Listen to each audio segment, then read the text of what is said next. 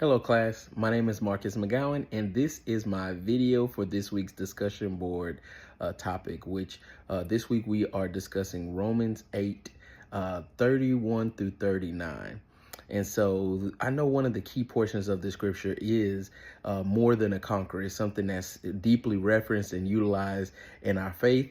But I do want to start at the beginning of that portion of scripture. And Paul is talking about how who can be against us? Who can be against believers if God himself is for the believer? And he puts meat on that bone by saying that God gave his own son. He gave his own son to be sacrificed for us. So how much more would he do if he's willing to give the life of his only son in order for us to have to be blessed, to have salvation, whatever you want to, however you want to quantify that gift of salvation. But as the scripture goes on, then we get to, we see this parallel between being extremely blessed, being extremely loved, taken care of. But then we talk about the really famous portion of that scripture, which is more than a conqueror. And so I think as I played that out in my mind and I thought about what is more than a conqueror. So I first thought about the fact that what does the word conqueror mean? And so I know Webster Merriam says something like a conqueror is one who subjugates or subdues an opponent or an adversary.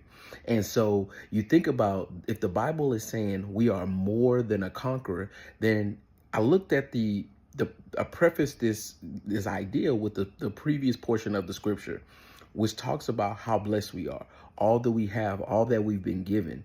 And it basically says that not only are we conquerors, not only do we have the ability to subdue a difficult and